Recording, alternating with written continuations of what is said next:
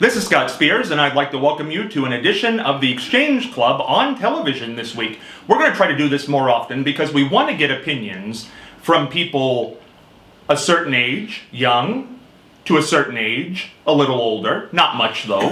In age, we want a wide, diverse opinion, male and female, and that's what we have here today. We've got a great group. We've got a great host of topics, everything from politics to personal, and we hope you're going to enjoy this. Now, I'm going to let everybody on this panel introduce themselves a little bit, but I'm going to give a short introduction to everybody here right off the bat, and trust me, we are close. I don't know how close we look on your television screen, but we are in New York, and we look extra close, as you can tell. We are sitting right on top of the Golden Gate Bridge behind us. We're that close here. So if we weren't friends before we came in tonight, we're going to be friends by the time we leave. Now, to my left, we'll go left to right here. We have Carrington Nelson, who is one of the stars of our Friday night program here on WGH, 8:15 to 10 p.m. every Friday night, along with Matt and Sean and myself. It is a live program each and every week. We never know what the topics will be, so tune in every Friday night. Of course, to my extreme right there is Matt, who is also on the Friday night program, but is also on Friday mornings with us from 10:15 until 11, and also on the Exchange Club, which is on radio, with Pastor Craig and Sean and myself from 12:15 until 1 p.m. And of course, the lady who needs no introduction to my right, the 40th Treasurer of the United States under President Bill Clinton, the legendary Mary Ellen Withrow. So good to have everybody here. And Carrington, for the audience's sake, tell them a little bit about yourself. Okay, I am 22. I'm from Marion, and I work at Kroger Pharmacy with you guys who also work at Kroger. This is like a Kroger union meeting. For This is sure. what it's like. For sure. Yeah, I do a lot of business there. That's so. right, and Mary Ellen's at Kroger a lot, so it's a whole thing. Matt, tell people about yourself. I'm 19, almost 20. I come from Marion. I also work at Kroger. Well, I hope the answers get longer as this program goes on. They will. They'll get longer. And Mary Ellen, of course, everybody knows about you, but tell us something that people might not know about you. Oh, I'm trying to think. I think they know everything. Everything's come out. Yes, it's over the years. You know, when we were at the fair, you discovered some new things about me because I was sitting in the Coliseum. So I was thinking about all the things that I'd done in the Coliseum. And so if I'm sitting in a different location, which right now I'm sitting in New York City, I've had a lot of visits to New York City to sign bonds for the state. They don't do that anymore, but it was great because I love going to New York City. And I would go to shows, to Broadway shows when I went, because they would have Wednesday afternoon shows and then of course Tuesday night and Thursday night, so I could work on a three-day visit. That's not bad at all. No. Any time in New York is great. And something interesting, I was thinking about this when we were in your museum broadcasting at the beginning of the month, or late last month. You met Margaret Thatcher. Oh yes, in her office in London. She was a lovely person. I was very impressed with her because she had done her homework.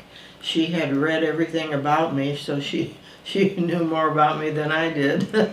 First female prime minister. Yes. And also known as the Iron Lady, and there is a movie out there in which Meryl Streep portrays Margaret. Have you seen Iron Lady? Yes. How close did that come to the Margaret Thatcher you knew? In that few moments you met with Margaret. When you meet him for just one time, you know, you can't say you know a lot about him, but Meryl Streep is a good actress, so she did a good job. All right. Carrington, do you know who Margaret Thatcher is?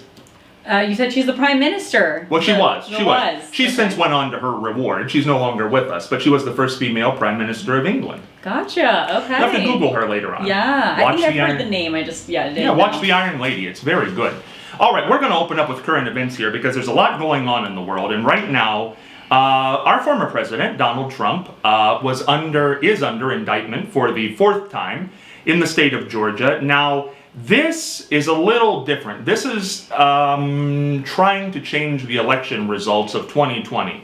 Now, this is a racketeering charge, and what's interesting about it is There's a 5-year minimum prison sentence on this. Maximum, I believe, is 20 years on each count. And we'll see where the counts go. But several other people were indicted, one of those being former New York Mayor, hey, we're in New York Mayor Rudy Giuliani, which is a whole story unto itself, so we'll get to that momentarily. But Mary Ellen, I want to come to you and just get your thoughts in general on this fourth indictment in the state of Georgia that holds a minimum jail sentence of 5 years, if I understand it right. Really? Yeah. Well, they keep talking about how bad this jail is. They say it's the worst jail in the whole country, which is pretty bad. And I would think, now that Giuliani is going to go in and do what he has to do, whatever that is, I guess Trump is not paying any of the fees and things for the other people, which is I think they've had kind of a rough time. In this particular case, do you think there is a high probability for a guilty verdict, being that they have the phone conversation in which he's asking the Secretary of State to find him more votes? I don't know how they can have anything but a positive on that. I keep thinking things will move along with him, and then they say they're going to have the trial in 24, and it's you just don't know what's going to happen. But to think that he could be elected president and be in jail somewhere, it's amazing to me. Do you think that the country as a whole should change that rule that you cannot be president from prison? Yes, I don't know why they don't do something about that. It seems to me they could pass a law to prevent that, and he's going to, if they, convict him, he's going to pardon himself. He can't pardon himself for the state, but he can pardon himself for all the federal things. And I think he's just waiting so he can pardon himself. You would think somewhere in the 250-year history of this country, somebody would have put a law on the books that you can't be your president from prison. Right. Yeah. Yeah. Matt, now I know I've heard you get into arguments about this with people at the Kroger. You're interested in this. What do you think of the fourth indictment of President Trump?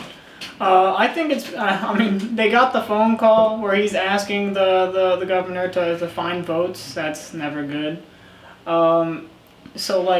I think, for the most part, I think most of the charges seem a little open and shut to me. He just he has evidence on himself. There's so many recordings and things like that I just don't see any way that he makes it out. What do you make of the whole idea that somebody could be president from prison? The only reason I could come up with that they haven't made a law for it yet is probably because they never thought there would need to be a law for it.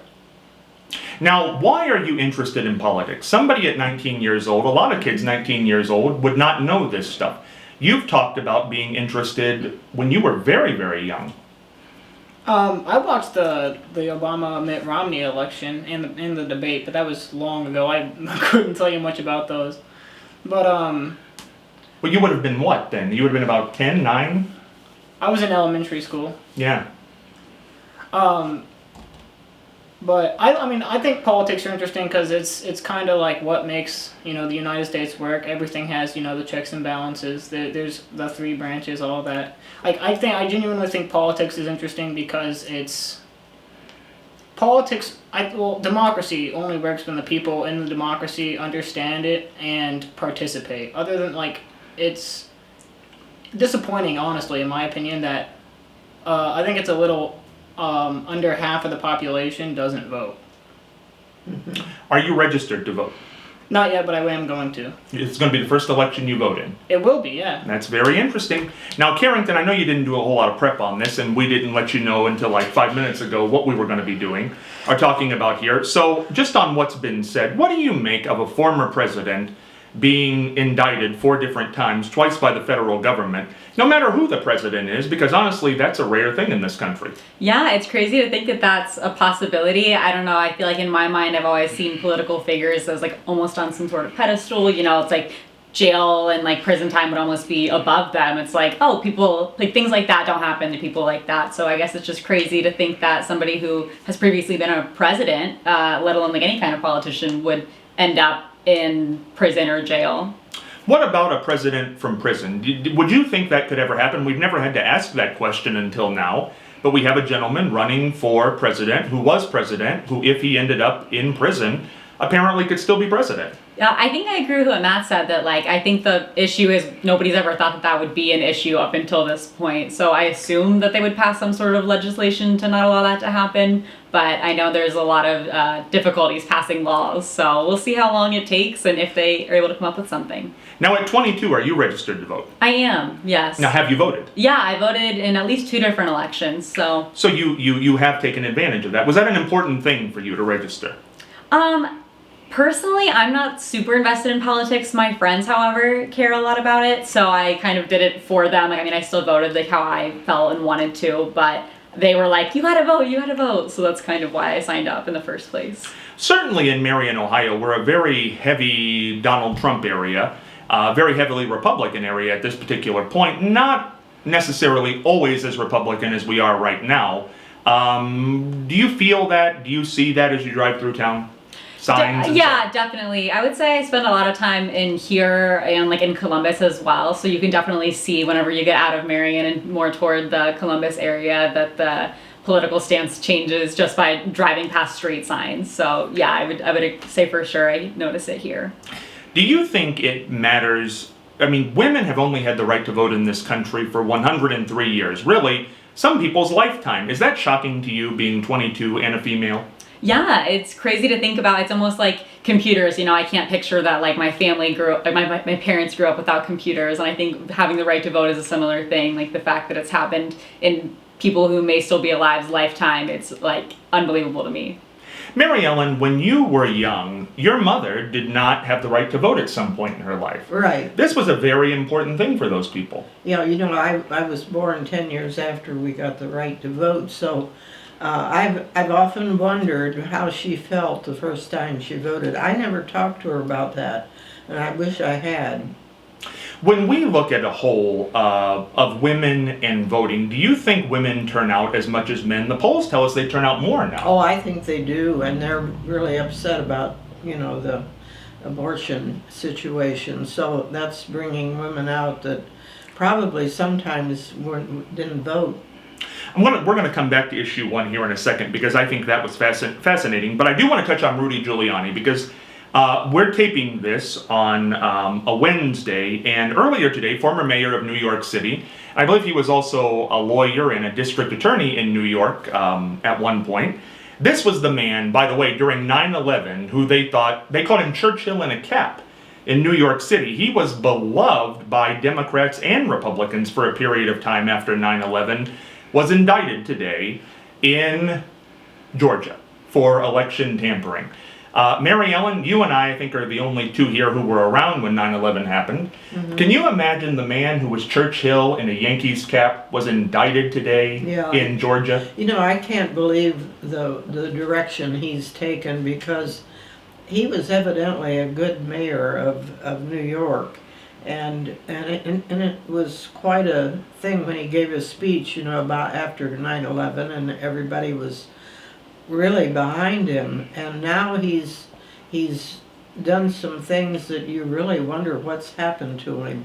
He was pro-choice when he ran for president. He was a Republican who ran for president, who was pro-choice. Yeah. And a lot of people felt that's why he could not get the Republican nomination. He was very popular, though, at one point. Yes, he was. Yeah. And to see a mugshot today of Rudy Giuliani, I mean, that's stark, no matter what happens to him. Mm-hmm. And the fact that he could end up in that prison in Georgia as well at this point. Matt, are you familiar at all with Rudy Giuliani?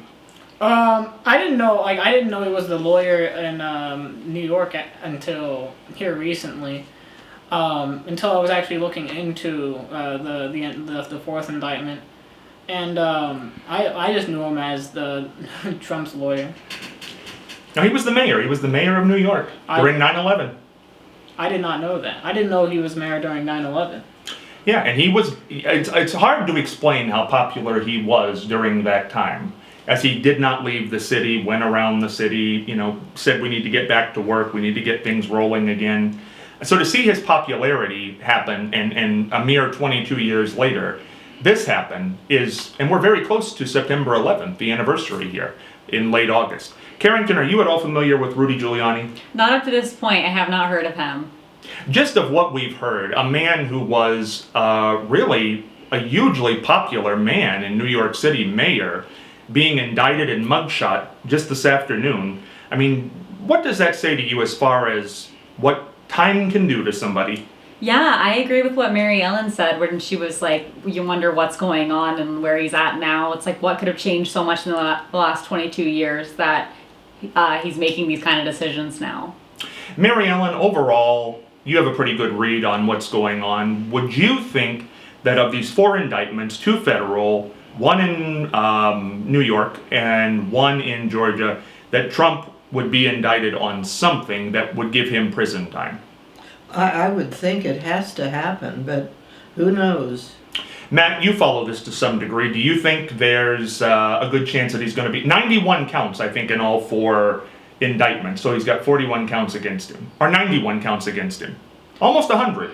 I'm almost certain that he's gonna get at least some form of prison time. I'm not sure how long it'll be, but I don't see any chance that he finds a way around the prison time.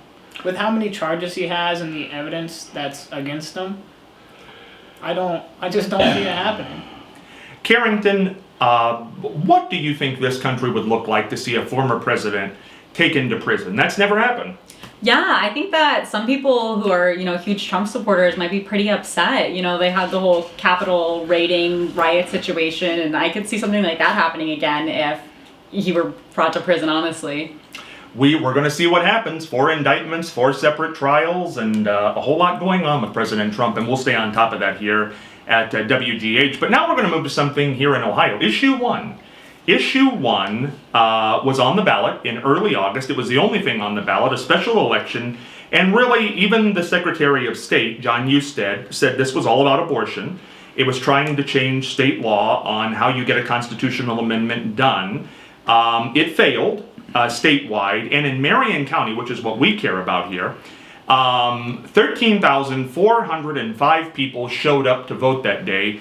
34.80% of registered voters. Now, just to give you perspective on this, we covered the primary, which had a lot of local elections, as well as school issues, fire issues, so on and so forth.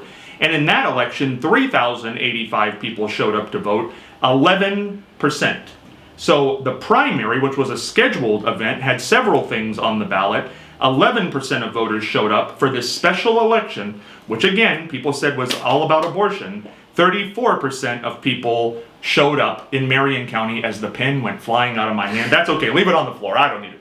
Mary Ellen, what'd you make about this? Well, I was really surprised that it was the vote that it was in Marion. Thank goodness all over the state took care of it. All the urban territories, I guess, voted against it, which is what I was hoping everybody would do. Abortion in the state now is on the ballot for the fall. How do you think that's going to go?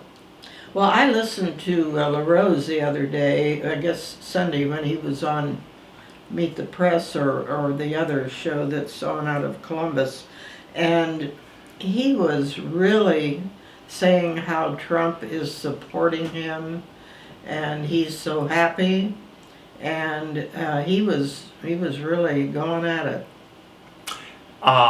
Do you think abortion will pass in the fall? That women will have reproductive rights here in Ohio? Well, I hope so. Because the vote, obviously, for this, we would have to say, showed statewide that people are in favor of a woman's right to choose. Yes, because I can remember when that was not the case, and it was really a bad situation for women. Matt, what'd you make of issue 1 and the turnout? I mean, we covered the primary here. That was your first night with us. 11% showed up in Marion County for this special election, one thing to vote on. 34% turned out. I agree with Mary Ellen. I think the turnout in Marion was kind of crazy because there was no, like, I didn't see any, like, vote yes on issue 1 signs in anybody's yard, or like anything like that. As a matter of fact, around here I saw no, like, I didn't even see TV ads for it. Like, it was just invisible. The only thing I saw was the vote no. So it was actually pretty. I was actually surprised when I heard that in Marion, at least, they passed it. Yeah, they did pass it in Marion, but statewide it failed, so it failed in general. How do you think it's going to go in the fall? Will a woman's reproductive rights pass or fail? I think there's a fair chance it passes. I mean, obviously the issue of abortion brings out a lot of voters. Like, I mean, like you said, they basically said that the issue 1 was about abortion and combating that, and then 34% of voters showed up in Ohio, or in Marion. In Marion, which is a high number. We'd like 100% to show up, Mary Ellen, but 34% is a good number. Yes, I can remember when it was like 12%, Mm-hmm. and you'd think it would be 100%. That's what it should be. Carrington, as a young woman, 22 years old, is this on your radar? This election and yeah, definitely. I was one of the people that got to go out and vote, so I care about that issue. And I think I'm a little bit confused. I know me and my mom had talked about it because issue 1 isn't about abortion. It's about how you can change the Constitution, right? Yes. Right, but it was put on the ballot because of abortion, because the idea was that people would never be able to get 60% of the vote to pass abortion, which is what would have been changed in Ohio. So yes, it wasn't to legalize abortion in any way, but it was to prevent it from ever passing on the ballot, which didn't work.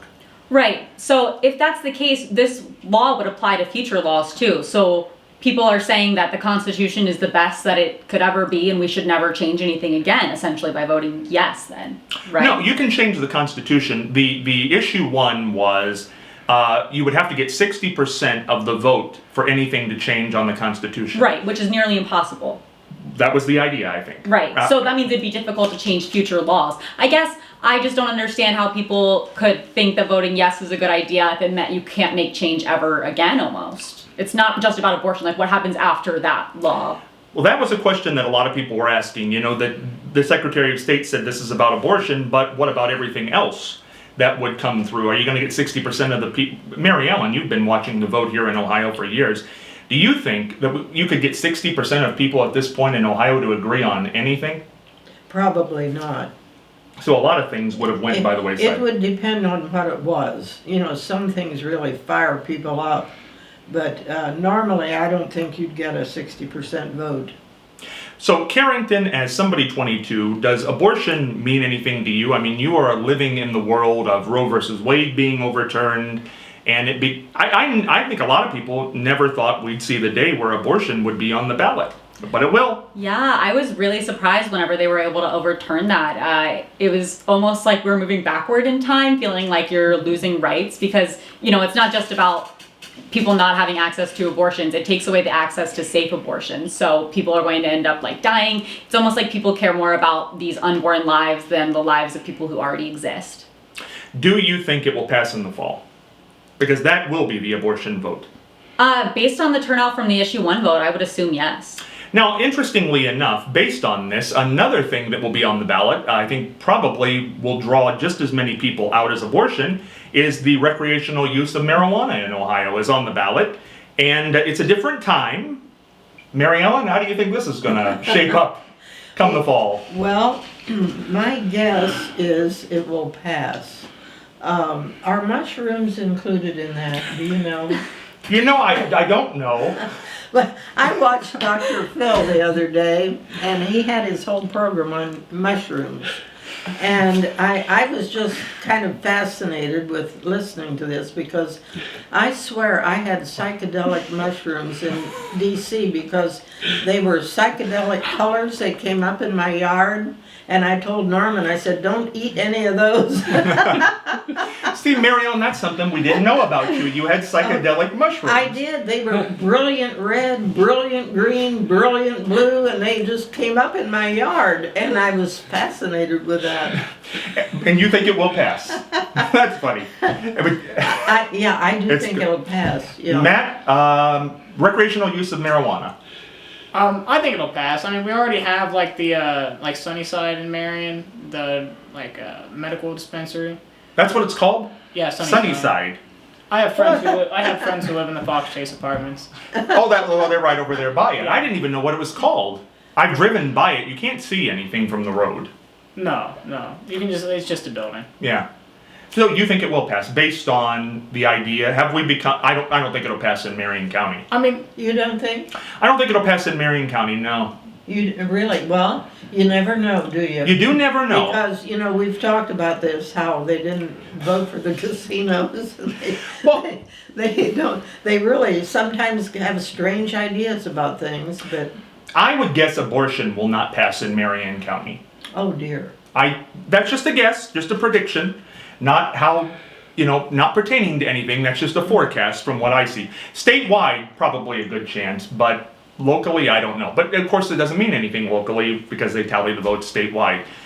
Carrington, recreational use of marijuana. I had no idea this was going to be on the ballot this fall. Now you're excited. I know I'm not excited now. I didn't know. You didn't know. I could didn't feel know. the excitement come in you. Oh my gosh, no, I just didn't know. So, I mean, based on, I could see it passing.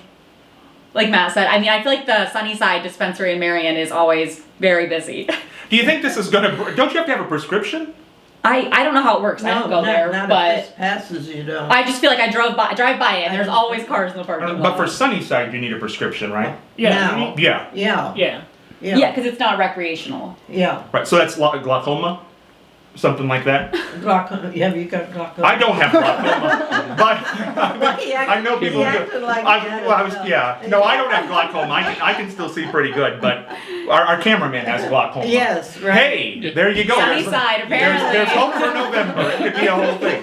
Or you go to Mary Ellen's old yard and Yeah. find those psychedelic mushrooms. Well, I don't know if they're still there or not. They're probably not there anymore. It's very interesting, though, on the whole, that this is on the ballot as well, because I never thought there'd be a day where this would be something that the voters of Ohio would be deciding. Wonder if the governor, DeWine, at his age and stage, will get involved in either one of these things with a veto.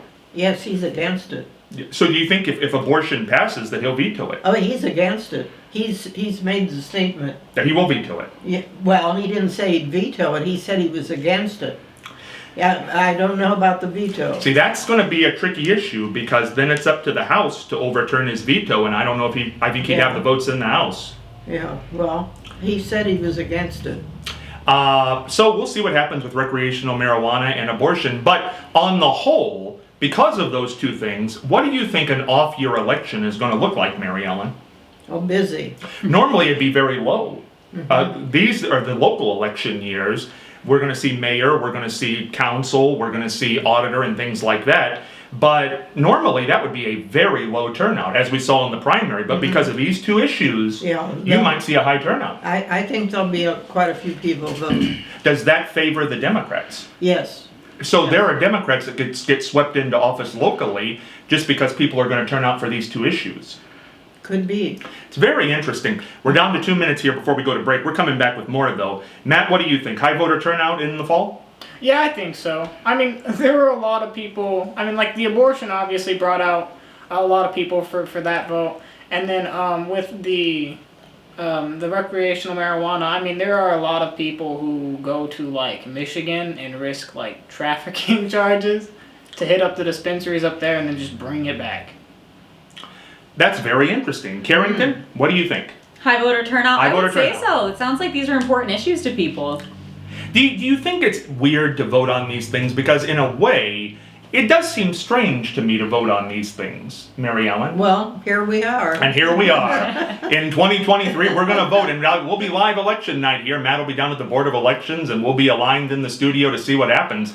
But I think a lot of Republicans are worried, from what I've been seeing, who are up in these local elections, that there could be trouble. We got to go to break, but we're coming back with Mary Ellen, Matt, and Carrington with much more. Stay tuned. Hey, Scott Spears back here with Carrington Nelson, Mary Ellen Withrow, and Matt Morgan. And boy, if you only knew what we talked about during the break.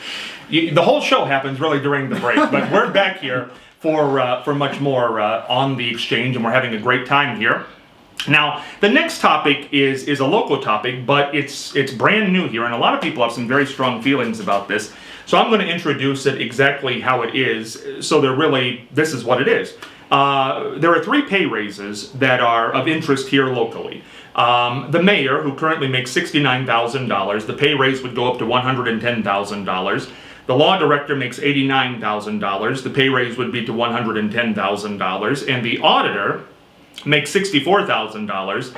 The pay raise would go up to $80,000. Now, the reason this is of interest right now is this was supposed to happen in January of 2028, but it's been moved up to January of 2024, 4 short months from now. Now, the original idea for this proposal was to attract better candidates, but we already know who the candidates are.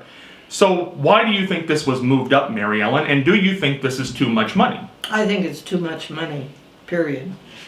You know, I was talking with somebody, the mayor of Marion, for 1 4-year term, would make nearly $500,000. Yes. Yeah, it's when I saw that, I thought, I cannot believe what they're trying to do. Do you think this has anything to do with attracting better candidates? Well, they want to have better candidates, but you don't have to don't have to raise it that much. That's an extreme raise. $40,000 Yeah. in one foul swoop Yes. in 4 months for. And it's just off the mark. And coincidentally, Miranda McGinnis, who's our current auditor, is running for auditor again. So, but she's running unopposed. So she would lop right into $80,000, and City Council just took a vote of no confidence in her. That was even 4-4, and the president of City Council had to break that 4-4 tie. He did go in favor of her, so she doesn't have the vote of no confidence on her record, but she would get a pay raise of about $16,000, and she doesn't have to campaign at all. Mary Ellen, we are a city right now with no bond rating. First time that's happened.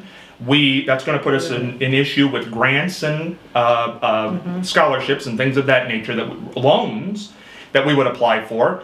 Whoever wins mayor, whether it be Bill Collins, Glenn Goebel, or the independent candidate, has no experience in that position, never been on city council, never been in city government, and they're going to make $40,000 more than our current mayor. Yes. It's unreal. Matt, when you hear these numbers, being a resident, or at least working in Marion, what do you think? Resident of Caledonia, I think. Yeah. But I bet the mayor over there doesn't make $110,000. No, probably no. No. I think that those raises are absurd. I think it's kind of funny because the people who are currently in office said that they need raises to get more competent people in office. But a lot of people feel that's a slap in the face.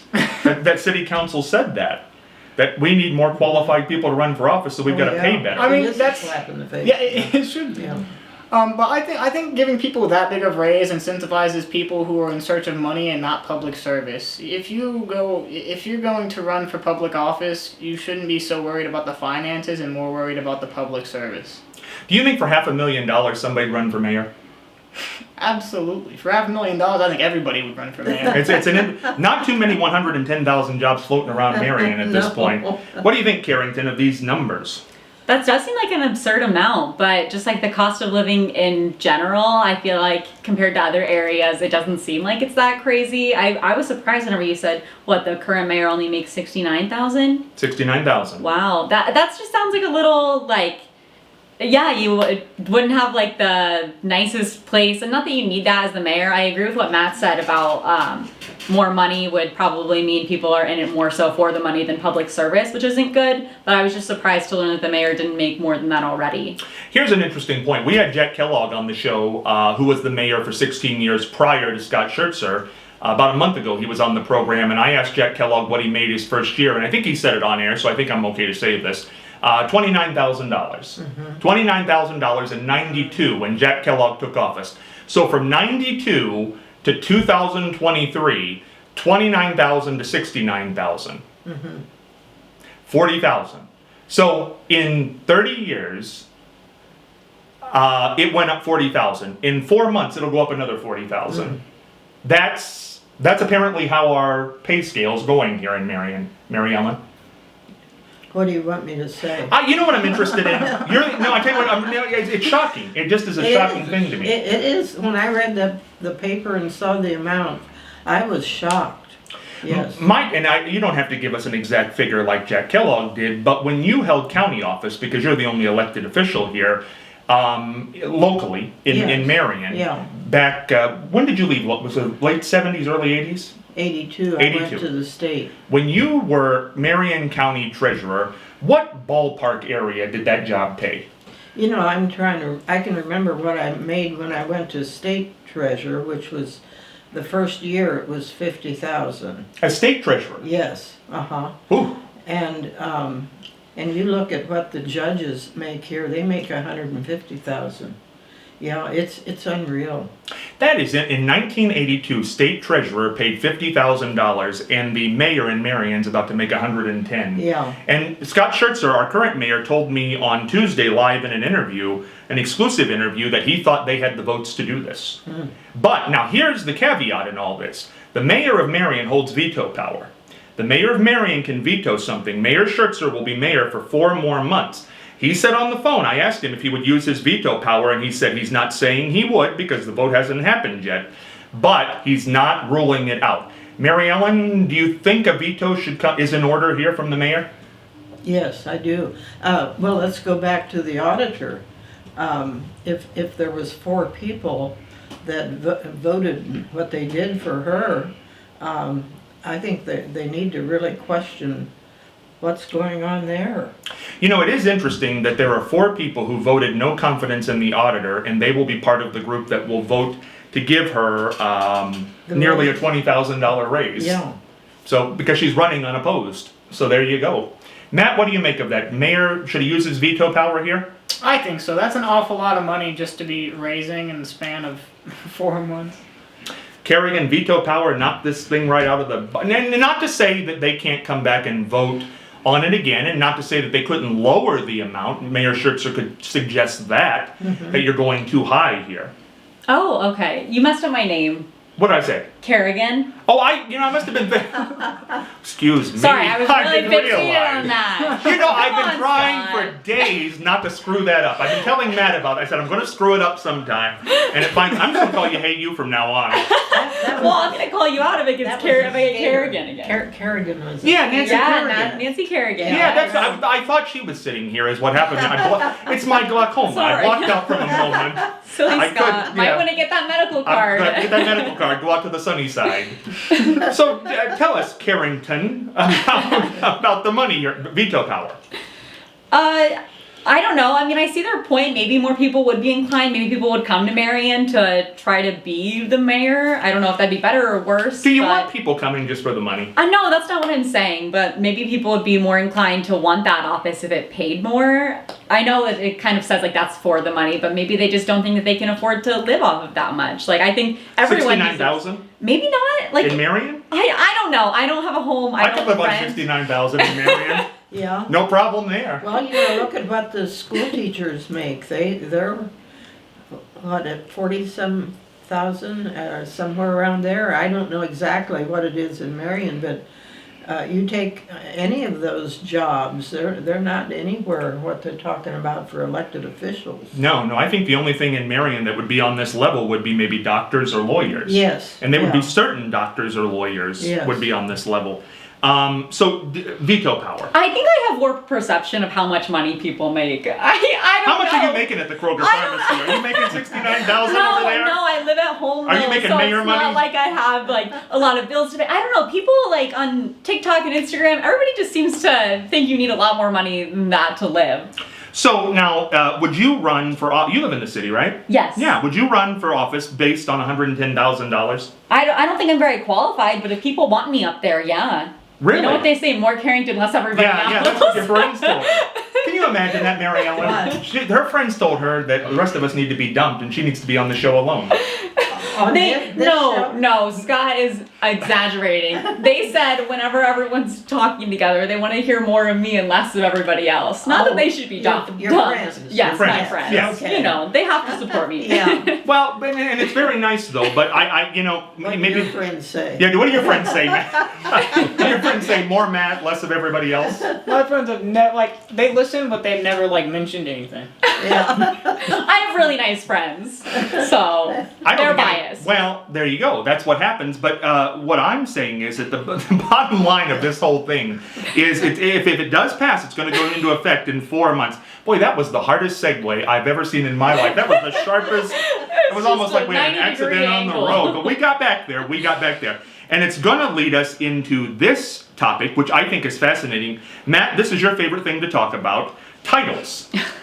I thought we got to bring Mary Ellen in on this because we have had a debate on this station that's going to culminate, I believe, Friday in a debate with Matt and Abby. You've been on with Abby before, Yeah. from the school. Now, here's the deal.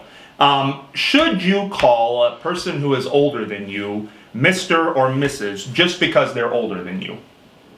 Oh, I don't know.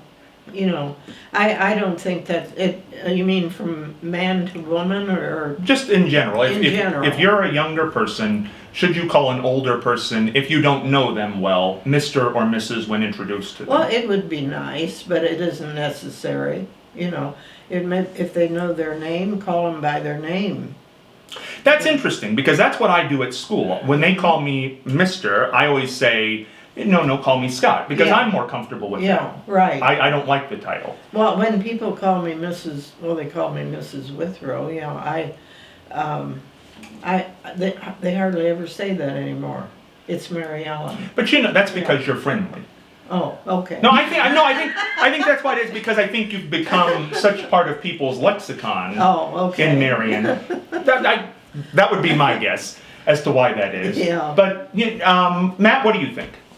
I We've heard it, but I don't think we've heard it on this program. I do think that less people call you Miss Withrow now because you were nice. Because at least me personally, if I know somebody who has a title, I'm more inclined to drop the title after talking to them and if I knew them. What do you think? I'm just gonna call people what they tell me to call them. I'll start out probably with Mr. or Mrs. if they're older and that's all I know, but whatever I hear the first time is probably what I'm just gonna go with. Well, the comment that was made that ticked Matt off, I mean, it happened on the air, so say the comment that you did not like that came from Abby. She said that my parents should have raised me better. Oh, Now, Mary Ellen. because you did what? Because Abby said that you should respect your elders, and I said I should not respect somebody just because they are older than I am. Okay. I kind of agree with that. Well, it's a difficult subject, really. It really Yeah. is, and now you had a title, Mary Ellen. Was The it honorable. the Honorable? Yeah, they still use it. They're supposed to use that the rest of my life, which I think is kind of funny. But but anyway, a lot of people do. I mean, when I get mail, it says the honorable. Yeah. That's nice though. Oh yeah, it is nice because I get a lot of letters with people wanting money signed. I got one again the day before yesterday from Illinois, and I think they're usually teachers. I gather from what they said. They don't say they're teachers, but I think they want to show the students that they're collecting. And You know what I should mention? I was working one day at the grocery store, and a person came up to me and said, I know you know Mary Ellen well. I've listened to you on the radio. My child would really like an autographed bill. And I didn't know this gentleman, just a listener, and he gave me his phone number. And I passed that on to Mary Ellen, and I guess you did meet with the gentleman. I had the best meeting with their whole family. That's came. what he said. They all came and we had a great time.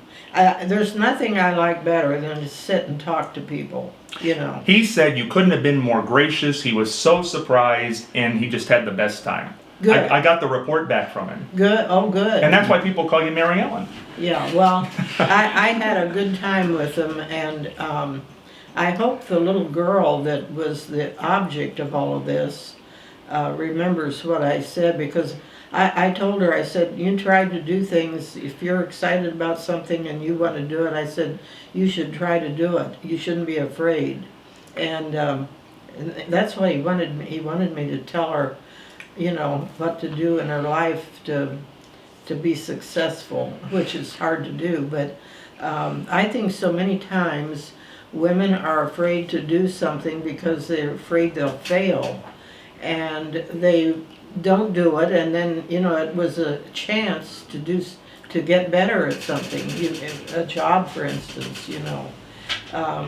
I've had so many women tell me, I can't do that because I didn't have this or that, you know. I said, well, maybe you're never going to have that. Just if you want to do it, do it. Carrington, being the other woman on the panel, being from a different generation than Mary Ellen, how do you feel? Do you think women are treated better now? Do you feel equal? Women still don't make what men do on the dollar. Yeah, I definitely noticed some things, like comments people make that would almost place women inferior, and like what Mary Ellen said, how sometimes women don't feel qualified for things. I feel like a lot of time, even if you are qualified, there's a lot of pressure, because it's like you have to represent not just yourself, but you're representing women, and people are going to make associations with what you do if you hold some sort of position just because you're a woman. Now, like a male host of a talk show would not even remember your name. Yeah, men do things like that. Yeah, men do things like that. They're very strange that way.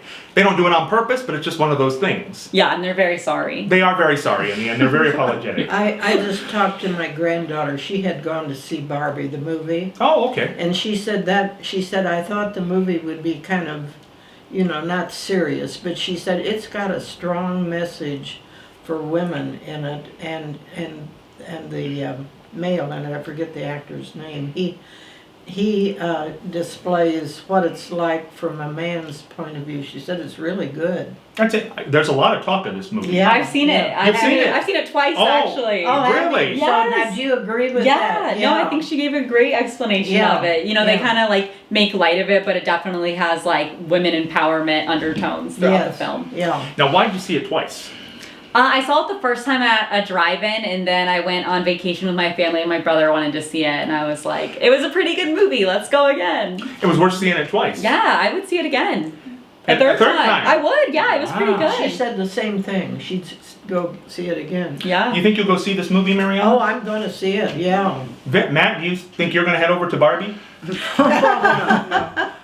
You and I will just wait for the returns. We'll wait for it to come out on television, then we'll watch it on television. I don't know exactly. What is the plot line? Barbie is in Barbie world, and then things kind of start to go awry because the person who is quote unquote playing with her in the real world is like sad, and she's like losing her Barbie magic, so she has to go into the real world to like inspire the girl, basically. So she goes into the real world and finds the lady who's playing with her, and then she ends up bringing her back to Barbie Land, and then whenever she gets back, all the Kens have taken over, and they have to plot to reclaim Barbie Land as Barbie Land. Mm-hmm. That's fascinating. Yeah. That's an interesting. So you would give it 2 thumbs up. Yeah, I thought it was great. Very, very interesting. And I do want to mention, by the way, when we're talking about signatures, I think also one of the reasons, Mary Ellen, that people ask for your signature, you are in the Guinness Book of World Records for signing more currency than anybody, period. Mm-hmm. Yeah. And that's something that a lot of people look at in your museum. Mm-hmm. Yeah, I think it's my most important thing. And then I think the John Glenn $20 bill that went up in space is number 2. Yeah. John Glenn took money into space when he went he was 80, was he not? Yeah, Yeah. somewhere around there. Oh, And, yeah. yeah, and the serial number on the bill is the date of the flight, which I think you're never going to have something like that happen again. 10/29/1998. No, it's frozen in time. Yeah. And there are a lot of things at Mary Ellen's Museum, which is over at the Marion County Historical Society. Take advantage of that. We did a broadcast with Governor Celeste in Mary Ellen from there just about 3 weeks ago, and we had a great time there. Governor Celeste is a very nice man. Isn't he though?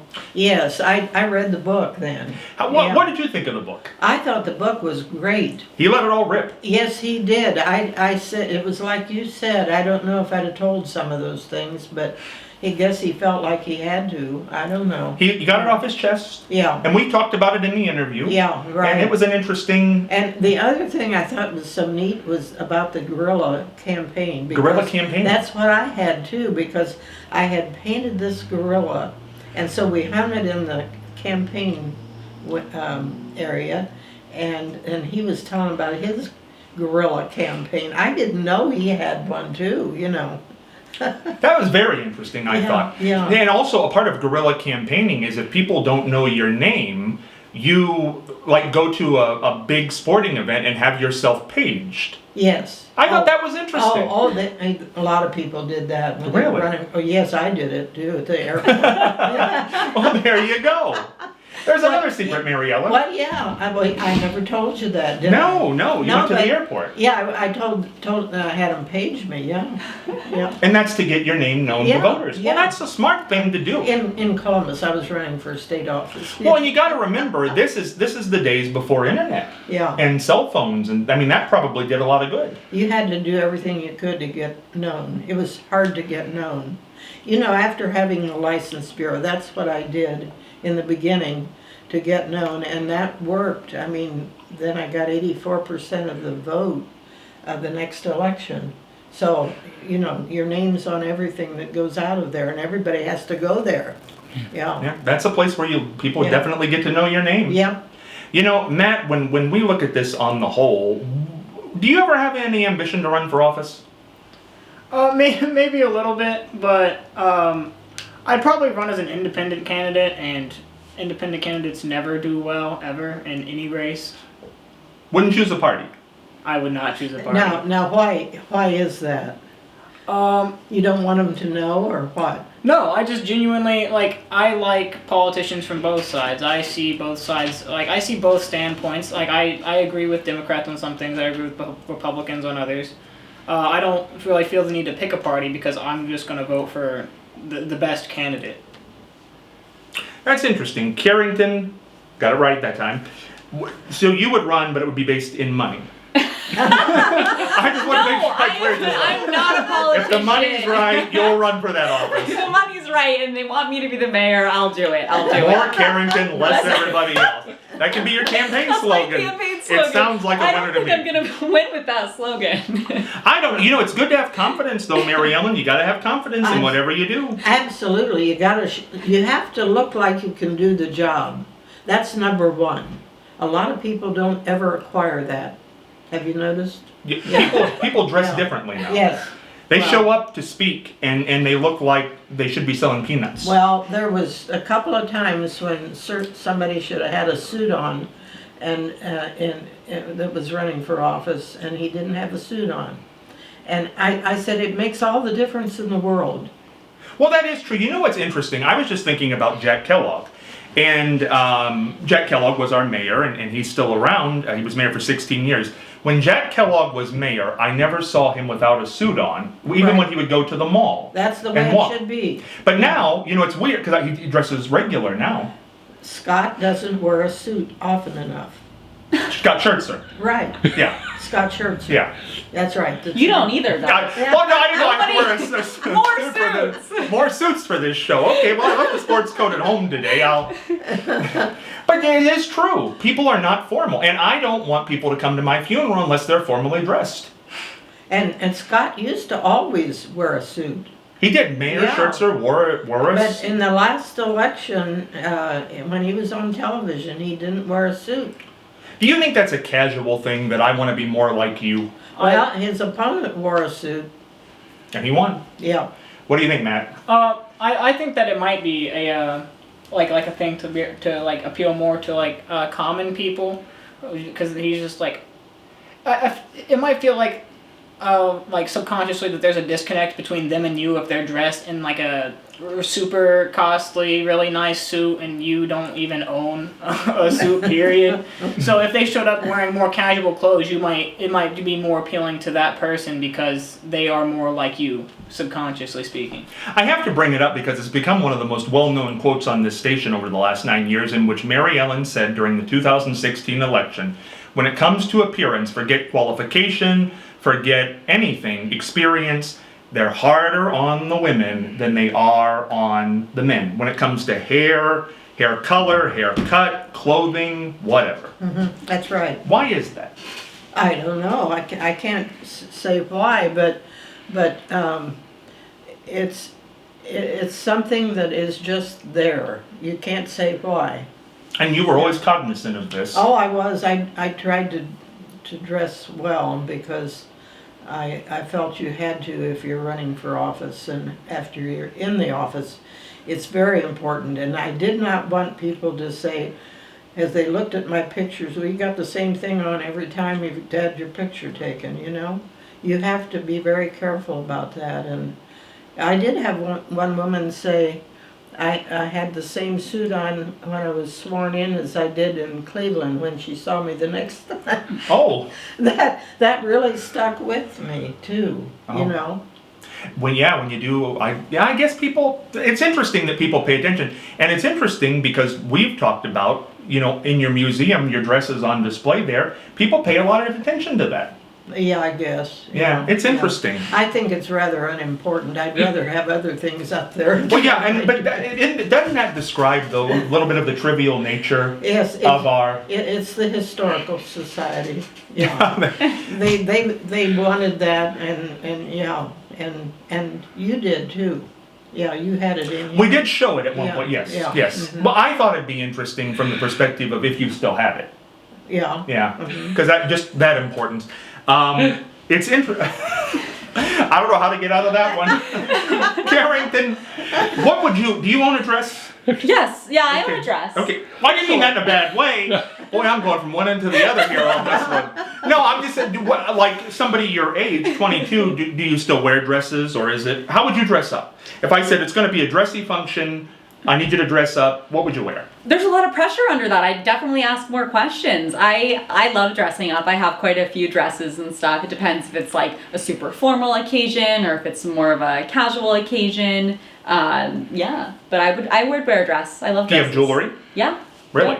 Yeah. So you would wear jewelry and dresses and things of that nature? Yeah, it's sad that women feel like the pressure in office. I guess I hadn't really thought about that before, but I mean, your appearance does matter whenever you're holding a position of power, and I could see how being a woman would make it even more difficult.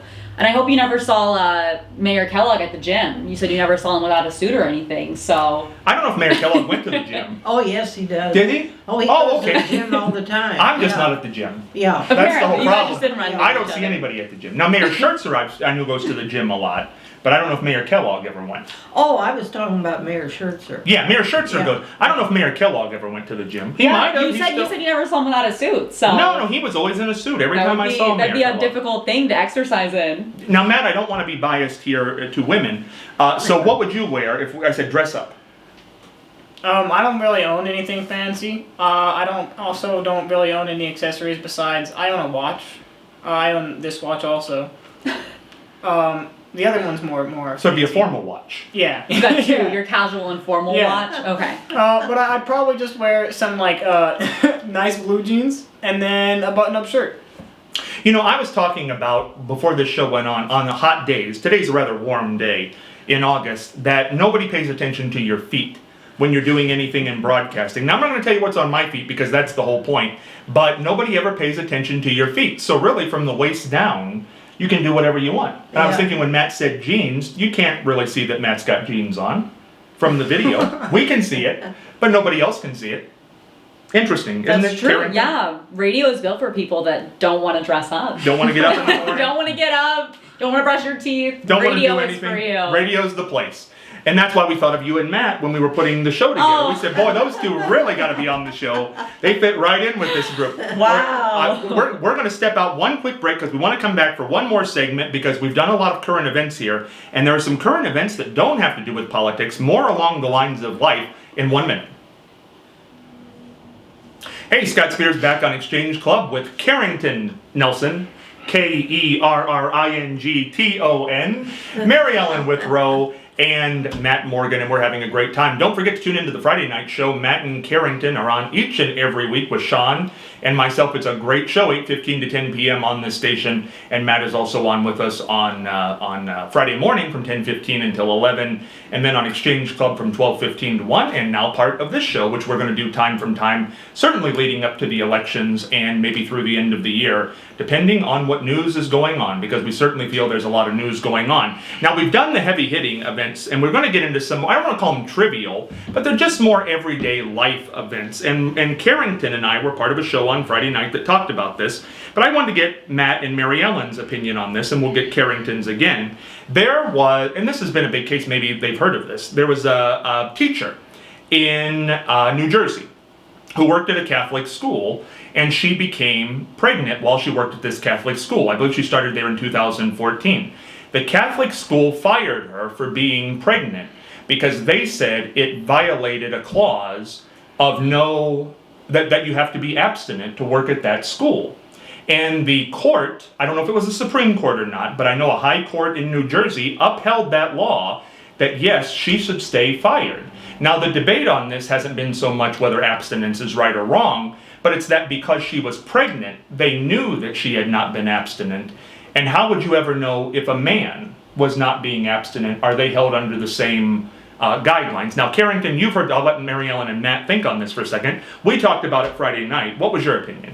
I think that it's sad that the woman has to be fired because it was because she wasn't married was part of it as well, right? If you're married, you can have a physical relationship, but if you're not and work for that school, you can't. Now that goes for both men and women, but how they check, I don't know. Yeah, I feel like there's almost no way to tell if a man was, but since she's a woman and obviously could get pregnant, it's like, oh, she's this extra thing to worry about. So, but it was sad that they backed that up. But it's interesting because on Friday night we were on with another gentleman, and the gentleman thought it was okay. Yeah, Pastor Craig said Pastor that Craig. he thought, Really? Yeah.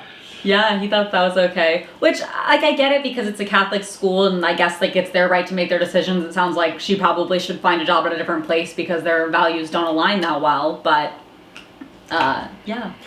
The only thing I brought up in this, because I don't, being a journalist, I don't want to give an opinion on this, but what's fascinating to me is that I think it was worded particularly that way, that she violated an abstinence vow, because if they would have said pregnancy, that women who were married and pregnant who worked there would have also had to have been fired. I don't think they would have gotten a decision if they would have said we fired her because she was pregnant, because my guess is other women have been pregnant there. I think that's why they went to abstinence instead of pregnant, which, I mean, if other women worked there who were not married, they might not be being abstinent, but how would you know? You bring up something here. It used to be you couldn't have a job when you were pregnant. Really? Yeah. Teachers could not be pregnant and teach. Yeah, that was way back. And on television, you could not say pregnant. Probably not. Lucille yeah. Ball had to say expecting, Uh-huh. or something, a generic term. Yeah. They did not like that because it did, for years on television, if you look at Dick Van Dyke or Lucy or the popular shows of that era, the husband and wife always slept in separate beds. Yes, yeah, they had to. That was that was a thing Yeah. on television. Wow. Why they don't anymore. No, television has taken, that's something they revolutionized Yeah. right up in Yes. 2023. Right. You can barely watch anything on television I know, anymore without some of that going in there. What do you think, Matt? We haven't heard your opinion on this. I think it's pretty dumb. Like I don't really see a point. But it is part of the Catholic religion that you're not supposed to have I mean, yeah. a physical relationship before marriage, so I think that's what they're going on here. I mean, yeah, I guess that makes sense because it's like a Catholic school, but I mean that just seems a little. It just seems like an overreaction. Well, So I was gonna say they're kind of blending like work life versus personal life, where Yeah. it's kind of one thing. You know, it's Yeah. like why does she have to? Like this has to be her lifestyle for her job. Yeah, I don't understand. It's overreaching. That's the word. I don't see how the job has a say in her personal life. well, I'll tell you though. But if you use that argument, I think you get in trouble because you do come to work pregnant. Where was this? New Jersey, Oh. which is a very liberal. What's the rules here in Ohio, do you know, with the Catholic Church? I don't think that I've never heard of anybody being fired for not being abstinent. And we have Catholic schools here in town, and we've had St. Mary's and used to Yeah. have Marian Catholic High School. I don't think it's ever been an issue. Well, I feel like it might not be something that happens very often. I assume if you're teaching at a Catholic school, there'd be like a reason. So I assume people would probably follow that for like their own personal reasons a lot.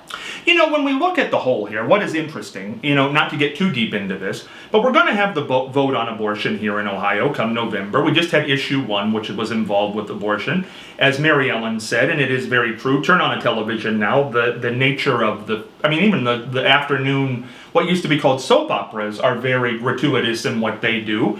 People are fired in New Jersey for having physical relationships and getting pregnant. Is this still one of our sacred cows? Physical relationships. Is that still something we don't talk about in mixed company? Needs to stay in the back room? Because for a long time it certainly was. I don't think so. I feel like growing up, being 22 years old, that it's never been an extremely taboo thing. Like I grew up in a religious household. My parents are both religious, so I guess I didn't see it a lot. At home it wouldn't be wrong, I guess, if your parents were kissing and stuff. But I don't know. I feel like I've always grown up around it on television and in social media and stuff, and you've seen people in relationships. Do you think people are more active today because of it being in the media more? Probably. They think it's more normalized, yeah. Mary Ellen, you remember the day when if you got pregnant out of wedlock, that was That was the end of the world. Oh, Yeah. They would change dates of anniversaries, and you had to marry the girl, and it was an interesting time. Yeah. Now, back to this particular situation you're talking about, is that the whole rule in the state, or was that just somebody's ruling in that school? That was a ruling in the New Jersey Catholic school, but I don't know, because it was made by a court, I don't know if that now does translate in, it would be a precedent, I guess. I wonder, yeah. That's what I was trying to figure out. So many times in a school, I was on a school board, and the things that happen in a school are just determined from the school board. But there are laws on a lot of things that we're not aware of. Do you think a religious school or not, that they should be allowed to have a rule like this, that the woman or man, that is how the rule reads, has to be abstinent to work there if they are not married? I don't want to get into that whole thing. I really don't want to say. It's a very difficult It thing to is. talk It's about. difficult. Well, you know Yeah. what it leads into, because this is the can of worms of the whole issue here. Yeah. It's not really about that. What the can of worms is can a job dictate what you do off the clock? Yeah. Mm-hmm. And and I imagine politician, teacher, there are certain jobs that when you're off, even when you punch out for the day, you still have to be on. Mm-hmm. You can't do certain things off the clock Yeah. because it'll reflect. What do you think, Matt? I think so. But at the same time, I feel like I said, I feel like they overreached a little bit. I don't see how they could just tell their employees to be abstinent, because like you said, I don't think there's a way to prove that a man was not abstinent. So a little unfair to women here. Yeah. Carrington, final word on this subject. I think that it's interesting, the point you bring up about can, work life dictate your home life. I was talking to my mom about this issue the other day, and she was talking about, she's a teacher, and on the first day of school, they got a speech from their union representative talking about how you can't post bad words on social media, and that you can't be taking pictures in bars and post that on social media, because all of that stuff could come back to hurt you in the future, basically, and that she can't do anything to protect you. So, that signals to me that in the state of Ohio that this kind of ruling would uphold that, I mean, your personal life can impact your work life. It is fascinating, Mary Ellen, in a way that, much like that issue, having a drink, which a lot of people have a drink every day, doesn't mean they're alcoholic or anything, but if you catch somebody with a drink who is in a position of power, or is in a position, I guess, where they're, I mean, is it hard to believe that a teacher would have a drink? No, But apparently not something you should take a picture of. really. Well, you shouldn't be taking, everybody takes pictures of everything anymore with their phones. It has become a real problem. We didn't used to have that problem. No. You know, people were walking around and see something they want to take a picture of, they take it. And it could be something that they shouldn't be taking a picture of. Well, it's also the loss in a way. That's a very interesting subject, and maybe we'll broach that here since we have a few minutes, because it kind of goes both ways. Yes, we do take many pictures now of silly things that we don't need pictures of, like our food and our chairs and the floor and a bug, and we take a picture of anything now. But on the flip side, people don't print their pictures off of holidays and family get-togethers that normally you would have in a box or a photo album. That no longer happens for the most part. So are we losing some of our history? Because I think we only know our history through photos and letters. We still take pictures at birthdays and holidays. Do people print them off and make sure that there are hard copies in case the phone would be erased? Well, what we do is pass it from phone to phone so everybody has one. That's good. That way they don't get lost altogether. Yeah, That's right. important. That's Yeah. important. Matt, do you think we're losing things? When the archivists look back at this time 50 years from now, are they going to know anything about us? Because we don't print everything off. We don't write letters anymore. I was just talking to somebody about it the other day about how we don't send Christmas cards anymore. I think in the future they'll probably know more about us than they do most people, because we have technology to record things. Most things are recorded, and once you post something to the internet, it's there forever. You can find it. What do you think, Carrington? I would have to agree with Matt. I feel like the internet's probably not going to disappear and lose all of our stuff anytime soon, I hope. But cyber warfare, this is what other countries are just waiting on. The Yeah. chance to come in and wipe everything away. I think that's kind of unfathomable to me just because I don't like to think about that kind of stuff. It freaks me out a little bit. Do you print so. pictures off?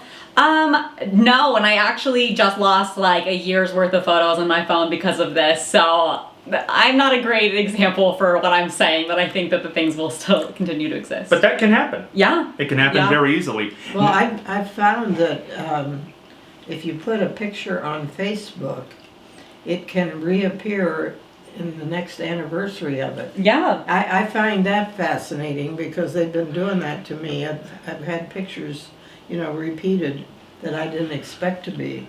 You know what's interesting about that is they show these memories, and sometimes you're in pictures with people who you don't want to be in pictures with anymore, and they pop up there one morning, and you think, "Oh, I remember that person. I remember that. Yeah, we can get rid of that picture."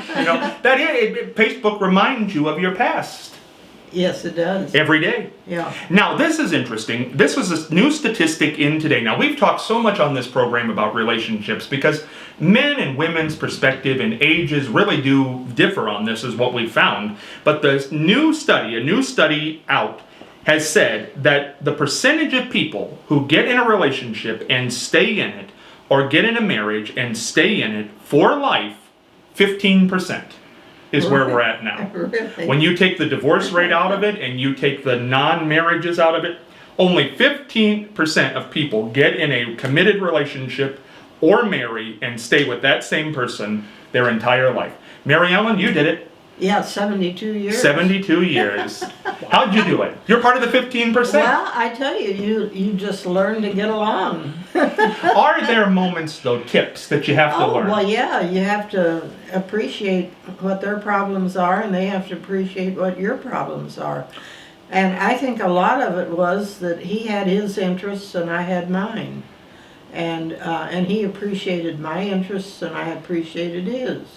You know what I love, and I knew your husband, Norman, very well, but one thing he did that I always thought was so great was he supported you. Oh, yes. Yeah. And in your day, Every time, yeah. you said even he was the one who would come to you when you would have some doubt. And he'd say, you think you can't beat that Yeah. guy? Oh yeah, he had that attitude. He kept thinking that everything was okay no matter how many times it was in the paper. I said, every time it's in the paper, you lose some people.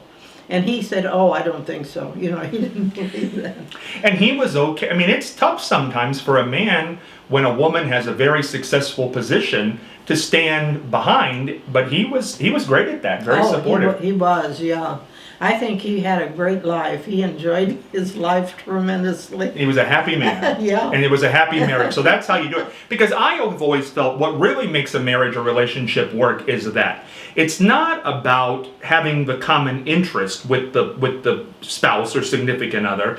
I think it's about supporting them no matter what they want to do. Even if it's not what you want to do, support them because that's what they really want to hear. 15%, Matt, you think that's low or high? I mean, so does this start like for like the first? Is this like the first marriage, or like what do you mean? Yeah, for people who actually get married and stay married forever, or get in a relationship and see it through forever, because some people don't get married anymore, but they stay in long-term relationships. Only 15%. I mean that sounds low. Very low. I mean that's. I feel like it probably says something about like something about the social standard of the United States or something like that. I'm not really sure, but it's definitely not very good. Too easy to get divorced. Yeah. That's changed. Would you by chance know the numbers from like previous years? I bet they were higher. I don't have the numbers, but I know if you would probably go back to 1970 or 1980 or even 1990, I bet the numbers were higher than 15%. I'm interested how they got this data because, I mean, you know, if someone's been in a relationship for 10 years up to this point and they're 45 or something, like, that's not forever. They could still break up in the future. Like, would they count in the statistic? Or is I think this they would. Okay. I think when you do a control study like this, if you are currently together and you're part of the statistic, yes. But if they would ask you, have you been married before? Have you been in another relationship? You would fall out of that category. So you think that this counts, like if somebody dated somebody in high school and then broke up, then they would be out of the statistic? I don't know if it goes back that deep, but I think we're talking probably serious relationship and on. Yeah, I don't know. It seems like a little wishy-washy. I'd like to know how they got this information. But don't you? So you think it would be lower? Possibly. I mean, forever just sounds like what if one person passed away and then they got remarried? It's like they didn't break up. I don't think that counts. I don't think that counts. I don't think so either, but I don't know. There's just a lot of unknowns. I feel like 15% sounds really low, but I don't know. But you know, there are people who get married a lot of times, and I proposed this on the show not too long ago. I feel that if you get married and divorced one time, I understand that can happen. If you get So you know what's coming. I know it's coming. If you get married and divorced a second time, I'll even give you that one. I'll say, okay. But once you get married the third time, I think you need to wait however many times you've been married, that many years, before they grant you a marriage certificate. And now we're back to Giuliani. You're back to Giuliani. Because he's been around the block a few times. He had a few marriages. He did. Yeah. But I think if people just had a cooling off period, like a gun issue, if they just had a cooling off period, they would think about this. Because I think one of the reasons divorces happen, in all seriousness, is people get married too fast. They can't say no. And that is a hard thing. If somebody asks you to marry them and you want to continue the relationship, if you say no, that's not going to be welcomed very well. I guess if you say not now versus no, it matters. Not you know? now? I mean, not now is still bad, but I guess if you guys can work through that issue together, maybe you're meant to be. What do you think, Mary Ellen? Well, it used to be when you got divorced, it was an embarrassment.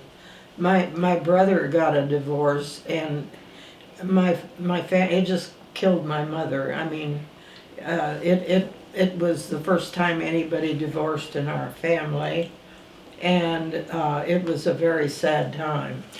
And now it's become a lot more common, and it's a lot different for people. But back in the 40s and 50s, if you got a divorce, and it's with the presidents too, they couldn't run for office if they'd gotten a divorce. Until Reagan in '81, right. No president had ever been divorced. Yeah, it was a shameful thing to do. Do you think multiple divorces mean anything? If you're married and divorced once, I think people can see that. But if you're married and divorced 3 and 4 times, I mean, that was a punchline. Elizabeth Taylor was a punchline. She was a famous actress who was married and divorced many times. Yeah. But now, your best friend in town could be married and divorced 4 or 5, 6 times. It's a weird thing. Do you think it's a sign of anything? Well, I had a man that worked for me who was married 5 times. If I'd have known that, I wouldn't have hired him. Really? Yeah. Based on... I don't think anybody should be married 5 times. I think you're right. I agree with Mary Ellen on this one. Yeah. What do you think, Matt? I think that after 3, you got to start looking at yourself. There's a term for this, by the way. It's called serial marrying. People who marry more than 2 times, you're called a serial marrier. Yeah. I was told that by somebody who's married 3 times. That's their self-proclaimed nickname. No, I think it's a technical term. Wow. Yeah, that you're like a serial killer. You're not a killer, obviously. Right. Look it up in But Urban you- Dictionary. But you it's just there. continue to get married for some reason. You can't say no. You have a psychological problem, I guess. Maybe I think you have conflict resolution issues 3 times, and you guys can't work out things. I think you do need some self-reflection. Well, I think on the end, what this basically says as we get ready to wrap up the program is that 15% is a very low number, and people have to be around people for a longer time before they get married, or really even move in together. Now, that may sound very old-fashioned or something to that degree, but we're obviously doing something wrong in society. I don't think we know the person because there is a honeymoon period in these relationships that you think that's how the person really is, and that does wear off after a while. You really gotta like the person, and it takes a good year or 2 before you really see all the sides of somebody. About 2 years is when I feel it's time to end the relationships because you see the people at that point. Any parting words, Carrington? This has been a fun episode. It has been a fun episode. I think we should all share something that we learned. Yes, what did we learn today, Carrington? I learned that mayors don't make as much as I thought they did. Only You thought they were already 69. making 110,000. I thought 110,000 would have been what they made right now. Oh, so that's very interesting. Matt, what did you learn today? I learned that Rudy Giuliani was a former mayor of New York who has some racketeering charges. Look up his mugshot. It's online now. Nice. Mary Ellen, did you learn anything today? Oh, yes. Yeah. I'm so glad to be on the radio with these 2 people that are so much younger than I am to have their viewpoint. I like to hear it. It's a very interesting thing to bring people together of different generations and different genders because viewpoints do matter, and that's what we like to do on this station. And there aren't 3 better people than this, I have found. Matt Morgan has been with us since Election Day, and we've had a tremendous amount of fun, and he continues to be with us every Friday on this station. Tune in when we're on. And of course, Carrington came to us at the fair by accident, but I think it's the best accident we ever had. See what I mean? Wow. See, wasn't that a good line? He's trying to kiss up. Yeah, and we've had a lot of fun with her. Very well spoken, very professional, as all of us have said. And I will say this: I don't know if we've said this to Matt or Carrington, but we've had people come in on the station to do certain positions, maybe on a long-term basis.